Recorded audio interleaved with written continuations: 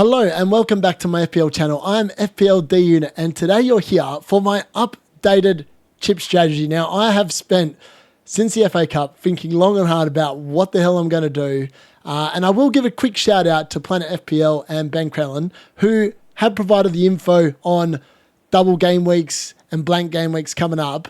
But I've got my own take on it. My own chip strategy is definitely my own, and I'm still not 100% sure which way I want to go and how I want to attack it. But I want to have some fun at the end of the season, and hopefully the graphics I do share with you today hopefully are going to be helpful. If you've got any comments or questions about your own chip strategy and whatever, just whack them in the comments. I will get to them. I promise I will answer them as well in the comment section. But if you can, please think about liking the video, which would be awesome, and share it with your friends and share it to them. And also, please feel free to subscribe if you haven't already subscribed. We're on track for 800. That is the plan. That's the next aim. That's the next goal to tick off. I can't do it without you. So please think about doing it. And without further ado, let's jump into it.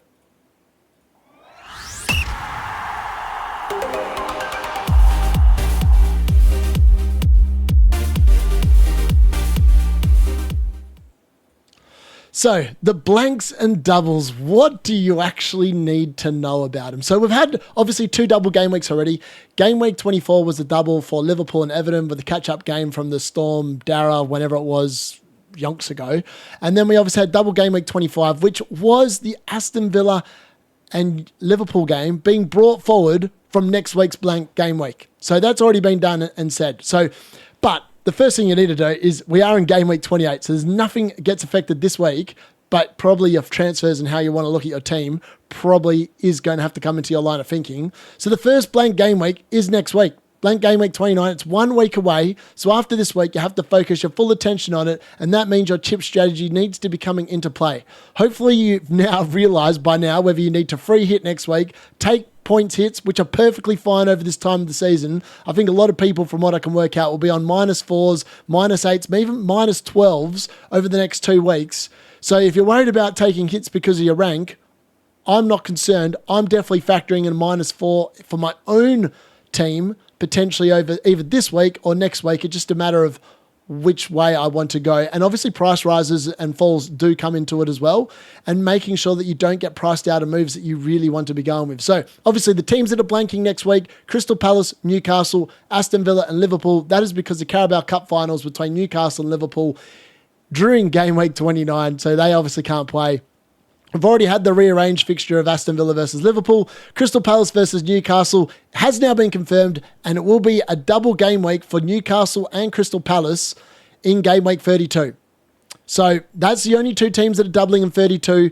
They're the only 2 teams you need to be worried about having assets for. It's annoying because obviously Newcastle United got kicked out of the FA Cup, so the chances of them having a double-double are gone. They are 0% now. The fact that Nottingham Forest beat Ipswich on penalties means that Newcastle United will only double in game week 32, which is kind of annoying and makes it slightly difficult, which is why so many more permutations in terms of the way you play your chips has now become available because of the fact that they're not going to have that double-double. The next confirmed blank is obviously game week 34, and that is because of the semi-finals of the FA Cup. And we'll look at the draw for the quarterfinals and try to predict the teams that are going to double. But at the moment, it's safe to say you'll definitely have 3 teams blanking, or 3 fixtures definitely blanking in game week 34. We'll look at the permutation of that. When I actually show you the visuals, it'll be much easier rather than me just sitting here waffling crap about it. These fixtures, this is where it gets a little bit interesting. These fixtures are likely to be put into game week 33, creating another double game week, but they could also stay in game week 34, potentially the on teams and their European commitments or whatever, or they could be moved into another game week, like game week 35, 36. The Nottingham Forest versus Brentford game potentially might get moved to a different week that's not 33 because neither of those teams have European commitments. It could be game week 35. It could be game week 36. We don't know. And trying to sit here and tell you one thing for certain, I can't do that. It's just a matter of waiting and seeing. Double game week 25 was literally thrust upon us, as was game week 32 with very short notice. I wouldn't be expecting lots of notice on this, and you just kind of have to roll with it and play with it as it comes out. The FA Cup final could create a double game week 36 because the teams that blank in 37 may not be able to play it because of European competition later on in game week 37. It's all very convoluted, conflicted, whatever, but the chances of this 36 and 37 are much more remote than the other ones. So just keep that in mind. But it is something to keep in mind. I honestly don't know how else to describe it other than the fact that you're just going to have to roll with the punches. And I love it because it means that strategies are all over the place. And it does mean you have to kind of think for yourself rather than rely on me or anyone else telling you what to do. So the FA Cup recap, the quarterfinal draw. So as you can see there, it's no longer Brighton versus TBD. I did share this graphic on Monday. Ipswich, done. See you later. They were done like Man United on penalties. Sucky way to go, but it is what it is. These ties will take place between game week 29 and 30. So we'll know prior to game week 30, which is only a couple of days after these ties have been played, who is going to be blanking in game week 34. That is 100%. We'll know that ahead of game week 30. We just don't know when those fixtures will be rearranged for. We don't know if that will be communicated by the Premier League prior to game week 30. Highly unlikely considering there's not many days in between the FA Cup fixtures and the next round of Premier League, which does make wildcarding in 30 a lot more problematic, which is why at the moment I've got it penciled in for 31 for my own team and the strategy I'm most likely to go for. But look, trying to pick who's going to win these ties, super hard. You would have to say that Aston Villa, even though they're travelling away to Preston North End, are highly likely to win that game. So for me, I'm thinking that Aston Villa will 100% win that and they'll be through, which means that the Aston Villa versus Man City fixture in 34 will be off. And we'll have a look at that in a second. Trying to pick the other ones, though, is super hard. Now, Fulham obviously are much better away from home, and Crystal Palace are much better away from home. And we already saw this result, 2-0 to 2-0, 3-1 to Palace against, no, 4-1 to, I can't remember who it was. Yeah, it was 4-1 for Crystal Palace against Fulham. There's no reason to think that Crystal Palace, Mateta will be back for this game as well, because it's in the end of March, and we've got plenty of time. We've literally got a whole month between now and then. My money is on Crystal Palace beating Fulham. I think Oliver Glasner's got him in a really good point of form. The only thing that could probably throw him off is the international break and players getting injured or losing rhythm over that time that aren't with their international squads. Brighton, Nottingham Forest, again, this is a super hard... These tyres are literally like 50-50, these other three tyres. I would say a 50-50 each way. The bookies probably will have Brighton favourites because they're at home, and yes, they've been much better improved, but Nottingham Forest spanked them 7-0. Now, Brighton might want to get revenge, take revenge and all this and all that, but I don't know. It's super hard. Part of me really wants Nottingham Forest to win this game, because then obviously that means that Nottingham Forest versus... I'll have a look at that in a second. I think it's Nottingham Forest versus Brentford will definitely be... Like it'll move into an extra double, which means that then playing the triple captain becomes a bit more, rather than just playing in 32, you've got a few more weeks where you might be able to get away with playing on someone a bit different. Bournemouth versus Man City, I'm honestly hoping that Bournemouth knock Man City out, because that means there'll be an extra fixture that doubles in 33, which increases the use of bench boost and creating a team in 31. So for me, I'm hoping for a Bournemouth win. But in reality, because Man City will still be blanking with Aston Villa, which just creates more fixtures, and it then makes the free hit a lot more likely in 34. But if Bournemouth lose, then we're only going to have 3 fixtures blanking, which means that free hitting in 34 may not be the best strategy, but we just have to wait and see. There's a lot of ifs, buts, maybes, but we don't know that much. But that's the fixtures that there are, and we'll have a look at what that actually means in terms of which teams in that are blanking and playing in 34 now. So, trying not to confuse anyone, the fixture's still in doubt for 34. Arsenal versus Crystal Palace, Bournemouth versus Man United, Brighton versus West Ham, Man City versus Aston Villa. I think that one's definitely going to be off. I think that the odds of that one being on the confirmed fixtures in game week 34 is pretty damn remote. It would mean a very small double or 3 fixtures again. I just can't see it myself. Nottingham Forest versus Brentford, that's also in doubt, and Southampton versus Fulham. I mean, the one that I don't want to be going ahead, that I want to be confirmed out of those lists of fixtures that are in doubt, is Southampton versus Fulham. I'm not going to be buying any Southampton players, and I really don't like the look of many Fulham players outside of Anthony Robinson. So for me, I'm super hoping that Crystal Palace do end up with that, and that means I can triple up on them, go for the double-double, which I'll have in 32 and 33. It will just make owning Crystal Palace assets so much better. But yeah, as you can see there, the confirmed fixtures though, which makes free hit, not too bad. There's got decent teams to pick from here. Wolves versus Leicester, Newcastle versus Ipswich, Liverpool versus Spurs, and Chelsea versus Everton. So plenty of teams you can load up there with assets that make a free hit in 34 really nice. And that's definitely something that I'm looking to do moving forward. But those are the fixtures in a nutshell. We'll know more, obviously, ahead of Game Week 31, which is when I'll update, Game Week 30, which is when I'll update this particular graphic. So, on to my updated chip shade. Now, I've tried to make this nice and interactive for everyone. I've actually put my rank after each round at the conclusion of each of the rounds. And I'll do this every week just to show you how my strategy is going, whether it's developing well, etc., etc. The thing to note here, as you can see there, I took a -4 in double game week 25 when I was playing the assistant manager, and that actually dropped my rank by 2,000 odd spots. But then when I moved into Glasgow the week after, it made up for it. And obviously in game week 24 and 25, a lot of people were playing triple captain on Salah, which is why, even though I got lots of points from David Moyes and Unai Emery, my rank actually dropped, which is highly frustrating. But it is what it is. You are taking on the triple captain of Salah there, and I won't have to worry about that later on. I'll just have the assistant manager chip to worry about. And we'll talk about, I still think playing it when I did was the correct move. 56 points, I think, is still going to be pretty hard to beat unless you completely nail the table bonus 3 weeks in a row, which is going to be super hard. Like, honestly, that is going to be super hard. I think we've done really well. Anyone that played it on those 3 managers is looking pretty damn pretty. And look, Game week 26, obviously the assistant manager ended and I rolled my transfer for game week 27 and it's worked out super well. I actually gained an extra 2,000 spots, literally almost 2,000 spots, 1,999 in crazy. But I only just noticed that then. I was like, wow, okay. But so I rolled my transfers there. Now, game week 28, my plan at the moment is to roll transfers or sell Hall. Now, Eddie Howe is so unhelpful. I obviously can cover Isaac. I've got an amazing forward 8 in my team as it is, and we'll have a look at that when I do the wildcard draft later on. But I just think that if I can keep Hall, and it's not going to be a long-term injury, I actually think that I will just make a goalkeeper transfer this week. I will talk about my transfer tips tomorrow because I have been thinking about this. I don't have a goalkeeper playing in game week 29, and if I make a goalkeeper transfer this week, I then can ditch Palmer for someone else next week and bring in Haaland for Isaac in my team, which feels pretty good for next week. I just don't know if it's the smartest play long term.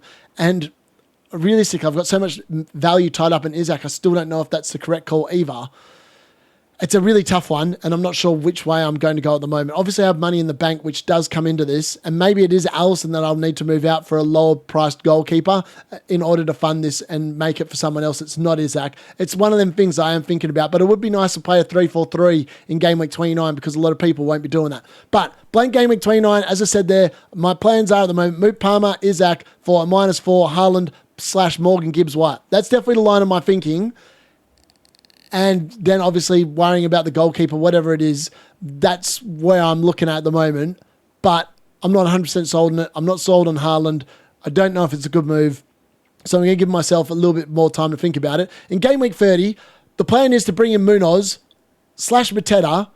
I know I put wildcard there, but that's only if we get confirmation of the double game weeks prior to game week 30. But if we don't, which I highly doubt we won't, I'll be playing it in game week 31. That is the initial plan at the moment. That's how it's looking. Game week 30, game week 31, that's what I'm looking at. Double game week 32, that is where I don't know what I'm going to do.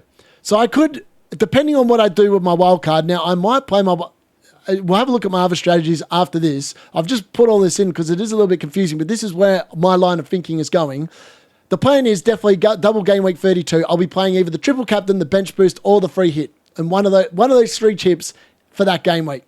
Now, it might be that I attack that fixture and forego Newcastle and Palace assets, and this depends on whether they are going to double-double, because if they don't double-double and both of their teams get knocked out, I will be loading up on every asset that isn't a Newcastle player, that isn't a Crystal Palace player, and I'll play a free hit and bring them all in. I'll bring 6 players in for that week and roll with that. I think that's potentially my plan, and use the free hit to really attack and then just save my transfers to deal with the blank game week 34.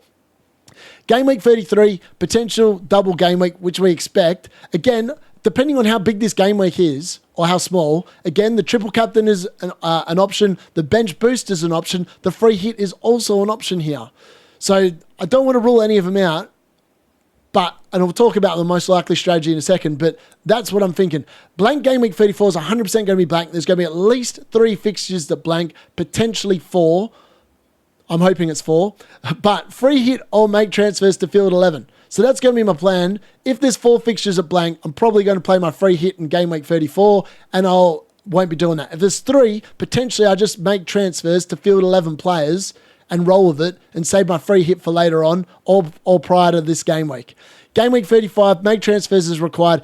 Game week 36 is a potential double game week for the teams that are in the FA Cup. So it could be a really small one. It could be basically 2 extra fixtures or whatever it is. I can't remember. I wouldn't be expecting that to really be a problem, but it might be. And again, it does come down to European competition. If Tottenham and Man United make it and Bournemouth somehow make the FA Cup final, it could be. It's too hard to speculate on these ones. I'm just flagging it there because it is potentially. And look, I'm probably making a hell of a no sense. So just bear with us. If I'm not making any sense, just read the graphic. That's essentially what you need to know. Game week 37. It could be a potential blank game week for the teams that are in the FA Cup. Make transfers as required. That's my plan. Final game week. Use all transfers. Or free hit. That is why I'm not sold on the free hit. I really want to keep it for game week 38 or even a wild card. I would try and explain this now in my 4 different strategies that I've got lined up in this next graphic. So, strategy 1. So I've already played my first wildcard, game week 12, set my team up super well for the season. AM I played in 24 to 26 for 56 points. Super happy with that. Now, the current strategy that I'm aiming towards is strategy 1. So that is game week 31, playing my wildcard. Game week 32, playing my triple captain, most likely on Isaac, potentially Mateta, depending on the form of both players and availability, or just moving it to a completely different week if those players are not fit. That's also a consideration and playing on a single game week. This single game week's actually pretty good. Mo Salah, Cole Palmer, both really good shouts for triple captain this week. Game week 33, I have got that penciled in for the bench boost. And obviously game week 34 is the free hit based on the fact that I'm hoping that 4 fixtures will blank in 34, which means that then the free hit does really become quite useful chip to help me navigate it. Strategy 2 is not doing anything until game week 32, playing triple captain, bench boosting in 33, free hitting in 34, and then wild carding in 35. That is definitely a distinct possibility. Depending on the teams that are going to be blanking and doubling, it's definitely something I can look into and just use transfers and maybe points hits to optimize my team. Yeah, it's a strategy. As I said, compared that to number 1, number 1 definitely feels the way I'm going to go at the moment. Strategy 3, game week 31 wild card, game week 33 bench boost, game week 35, 36 triple captain. And that is because that if Nottingham Forest, Brentford get through or Brighton against West Ham, they might double in 35 or 36, which would create, I think, potentially a better triple captaincy option. Again, we don't know if the fixture with Man City, Aston Villa, what week that gets moved to. Again, that nice triple captain on Haaland would be nice. If they make the FA Cup final, potentially that gets bought into 36 as well. So that's why I've got that there. And then free hit in game week 38 just sounds amazing, right? There's a lot to love there. Strategy 4, obviously game week 33, not doing anything till then. Bench boost in game week 33, game week 34 wild card, 35, 36 triple captain, and then game week 38 free hit. You can either do 34 wild card or 30 for free hit, and then just swap them around for 38. I don't know. I really like a lot of these plays. I'm just not sure which way to go. But I really want to play someone in the last week of the season because it'll just be fun. And if I'm in like a decent fight, like 5,000, top 5,000, and play a chip in the last game week, I'm probably 100% going to finish in the top 5,000. And that sounds really good. So, but if you're one of those people that has every single chip remaining, the best time to play him is there's 1 or 2 options, I believe. The assistant manager chip, and I would preferably recommend option number 1, play the assistant manager chip in 31, 33 to attack what will be a double-double, a bit like what we had in 24 to 26. Wildcard in 30 in order to set the rest of your team up for the double doubles, 34 free hit, and then triple captain, bench boost, 35, 36. And just pick whichever one you want to do in each of those game weeks. That's probably what you need to do if you've got every single chip remaining. Option number 2 is wildcard in game week 31, triple captain 32, bench boost 33, free hit 34, assistant manager then 35 to 37 or 36 to 38. But you're literally locked in for a chip for like 7 of the last 8 game weeks. That doesn't feel overly good. I mean, it's pretty similar to the other one as well. I just think that, I don't know, I think I prefer option number 1 if you're one of those people and that's the scenario that you're in. Hopefully that's helpful. If you haven't played any of your chips, please let me know in the comments. Let me know what strategy you currently are cooking up as well, because I do take everyone's advice on board, and it does affect my line of thinking as well, and I'm more than happy to sit there and read what you guys have got. So onto the fixture difficulty rating for game week 28. As you can see there are lots of teams that have nice runs of fixtures. Wolves, West Ham, Bournemouth, etc., etc. So lots of people are starting to think about wildcard now, maybe even wildcard next week. With that based in mind, I have tried to cook up what I think is a really good wildcard draft for my own squad, because obviously I'm 3 weeks away from potentially playing my own wildcard. What is it going to look like? What are the players I want to be moving for? Again, I really want to know what those blanks and doubles are going to be like and how I'm going to attack them. Realistically, I really hope the Crystal Palace get through, because the double-double then means that the Crystal Palace assets are going to be like so good in value. So yeah, without further ado, let's just check out what I'm thinking for a wildcard draft this week in game week 28. So my current squad, as you can see there, Alisson, Becker, Fabianski, Kirkes, Robertson, Alexander-Arnold, Hall, Milinkovic, Fernandez, Salah, Palmer, Mbeumo, Kluivert, Wissa, Isaac and Wood. I'm actually pretty damn happy with my squad, to be honest with you. If there was no blanks, I'd just be continuing to roll with it and just play it as is. I've obviously got a squad value of 108.3 million. A lot of this was built at the early start of the season, where I've taken 3 -4s this season. I'm very open to another couple between now and the end of the season. In the bank, I've got 1.2 million. My wildcard squad there, as you can see there, 107.2 million. So it does drop. And I obviously lose the money in the bank as well. Essentially, that money in the bank just gets taken out with the moves I've made. So in order to field a team in 29, I've got Areola and Henderson. So obviously Areola will be able to play. Henderson will be blanking. Kirkes, Munoz, Alexander-Arnold, Doherty, and Milinkovic. Now, I am aware that I would have one player that would need to be moved out. However, for this week, I just really love it. And then you just work out which player you're going to do. Realistically, I probably should have just left Munoz out for Robinson, left 0.1 in the bank. Then I wouldn't have to worry about next week, and then just bring in Munoz for Robinson the week after. But yeah, if I was wildcarding, this is definitely what my line of thinking would be. Jared Bowen and Mbeumo, Kluivert, Salah and Alanga. Alanga is there with Kluivert in order to allow Erling Haaland to come in for Wissa. I still keep bench Isaac and 29. Wood's there as well. It's a really nice draft. As you can see there, Wood's gone up in value so much that when I first created that on the left, like some of these players, you can actually see the value that's gone up in my team and where I've like made money. So yeah, look, Salah's even risen in price there as well. Yeah, I'm not 100% sure where I want to go with this, but I just want to say that if I was wildcarding this week, that's where I'd be going. Let me know what you think in the comments. So we're at that time of the season where chip strategy is foremost in front of our brains, and hopefully you play it right. There's no guarantee that any chip strategy is going to work. No one knew that like the double-double was going to make the assistant manager chip, and we got this information like 2-3 days, no, less than that, or day before the game week 24 deadline. And originally I was going to play my assistant manager 31 to 33. That was the initial plan all along. But then 24 to 26 happened and just worked out so well. And obviously playing the triple captain only requires 1 game week, and it just looked like a really good thing. And we didn't know at the time that it was going to be double-double in 32 and 33. Now it looks like we're going to get that, and we might even get a double either side of the blank game week in 34 as well. Hopefully this video has made sense. Let me know in the comments if you've appreciated it. Did my chip strategy graphic make sense? And hopefully you're here tomorrow for top transfer tips.